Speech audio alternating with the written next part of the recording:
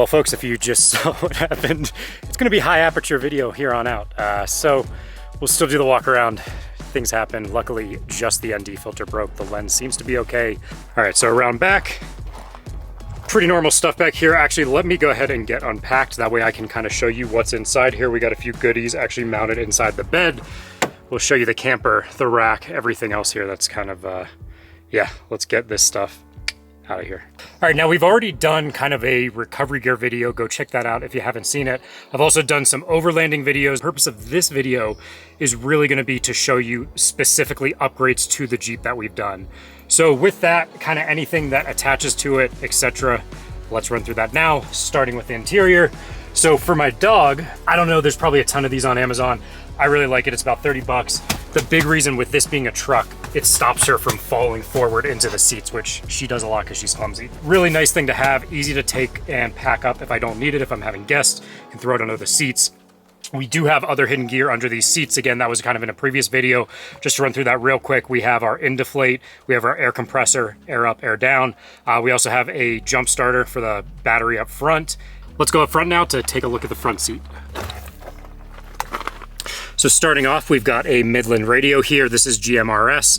You do have to get a license for it. I don't know that you're gonna be able to see it, but up here I actually have a USB-C. So it's gonna be a USB-C and USB mini. It's a 60 watt USB-C, which I like because you can pretty much charge a laptop off that. It also charges my phone a lot quicker.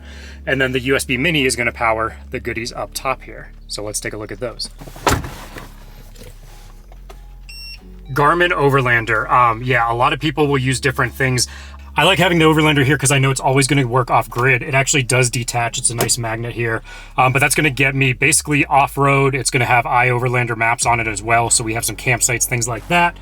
And then next to that, we have the Montana. This is kind of our hiker. How I have it set up, if you can see, it's basically showing me satellite connections up top, speed, moving average. I really like the altitude on here so we can see where we're at. Just general stats that complements this guy well. And then I can use this with Apple CarPlay. Camera mount, so a lot of the footage that you guys see out of my hood, I'm not actually holding the camera, obviously, I'm driving, so it's sitting on here, it's mounted pretty easily.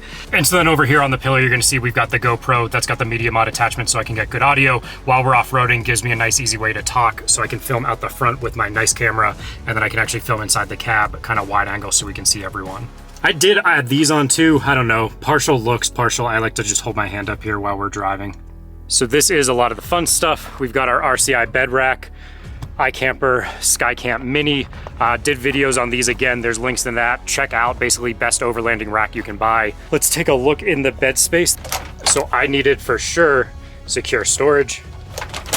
So we're gonna pull these up, roll them back. I really like this metal rolling tonneau cover because it's gonna be a lot more secure. Gives you a nice way to roll up.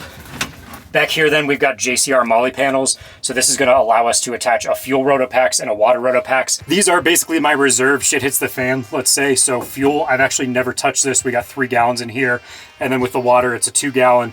I do it filtered, so it's run through basically a Brita filter.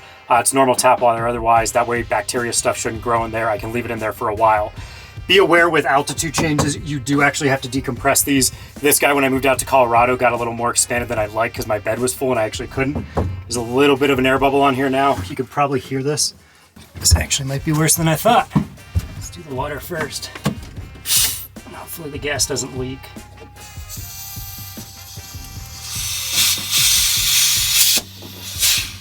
Don't fill it up the whole way. This thing's been solid. It's still bubbled out, which is a little scary. I should probably replace it, but we're getting a diesel soon with the van, so not really gonna matter anyway. One thing we're looking at too, I did the Line-X, so this van did not, I'm just in van mode. So this Jeep did not come with the liner bed spray. I don't know how the Mopar one is. I can't speak to the quality. I can say the Line-X is very good. And it's, I believe, the same price as doing it from the factory with Jeep. So mine didn't have it. Easy enough to add on. Just do it before you throw all this stuff on. This is gonna be my JCR side Molly panel then. Basically high lift on here. Still haven't had to use this luckily. I don't know if I ever will, but it's good to have, I guess. I also had that before we had the thing we'll talk about up front. So you'll see you can actually use these as a makeshift winch. Again, in one of the older gear videos, I mentioned that briefly. If you're curious, look it up online. Going to be a pain to winch with this, but it does work in a moment of need. And yeah, definitely a good backup to have. Always have a fire extinguisher, no matter what, like not even if you're doing a fire. This is an ABC, really like this one. So basically fire extinguisher, high lift, roto packs, these are always in the car. And then so that brings us to one other thing I always keep in the bed, and while it's not a part of it, I'm not gonna show you everything inside, but I always keep this in the bed. And that's basically got hatchet, tools in case anything happens, recovery gear, first aid kit, water filter, kind of my bug out type stuff, just to be safe. Also, while we're back here, so we've got 2 of these. The nice thing with these, I can angle them a little bit. Let's turn them on. So these are gonna be hooked up here to auxiliary 3. That'll work, as you can see, whether the car's started or not. It'll illuminate the bed, and then because I have the diffusers, I can take these off and it'll be white light. I honestly prefer the yellow though. It'll actually light up this whole area. Let's head up front. One thing real quick up front while we're looking here, this is my antenna for the GMRS radio we talked about. So this is an upgraded antenna than the one the radio comes with. I just feel like, right, again, better range you can get. Always these safety measures. You spend an extra, I forget, 30, 50 bucks for an antenna. It's gonna reach a little farther. Rather have that than not be able to reach someone when I actually need it. All right, so up front here then, lots of cool stuff going on. So we've got the Warn Xeon 10S. If you don't get this from Mopar, Mopar is going to sell you the 8S, and basically means 8,000 pounds of pull versus 10,000 pounds. They also have a 12. The 12 is going to have a shorter winch line. If I'm quoting this correctly, this is going to be 120 feet. The 8 is 120 feet. The 12 is 100 feet because it's got to be a bigger gauge. So I went with the 10. It seemed like the good medium because it had a longer rope, but 10,000 pounds of pull should be fine for this Jeep. We upgraded to the steel bumper. We had to do that to mount this. I may have gone with a third party in retrospect had I done it again. Rebel Off-Road has some really nice front bumpers.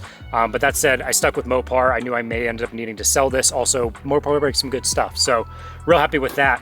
This is the ARB bull bar. The Mopar one was kind of just real tiny and looked too cute for me. So I like this one. It's a little bit bigger and honestly, it's more practical. If you would, unfortunately, let's say like hit a deer or something like that, this is really gonna protect the front here.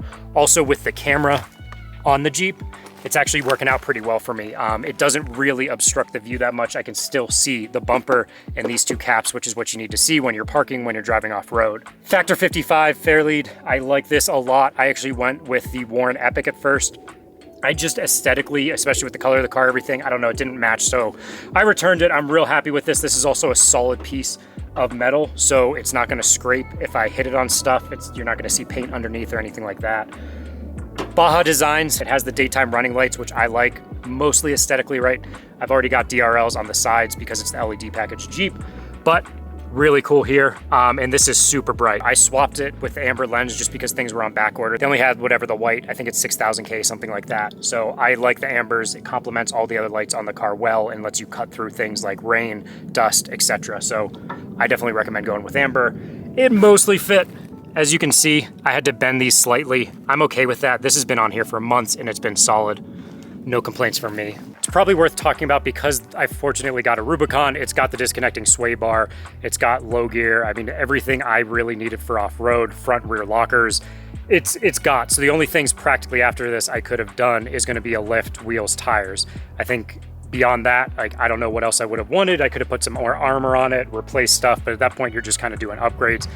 This thing's been a beast. It's gotten me stock 33 tires pretty much everywhere and amazed me with places I wanted to go. A trail like this right now, which is very common for camping, this was just super easy to get up. It was pretty much a joke. So, I mean, I'm really happy with this car overall. I like the upgrades I did. They were all very thoughtful when I did them. It's really the majority of the upgrades. I was at the point I was putting off the lift, bigger wheels, bigger tires, everything, just because I wasn't sure what was gonna go on, if I was gonna get a van, if I was gonna just go all out with this.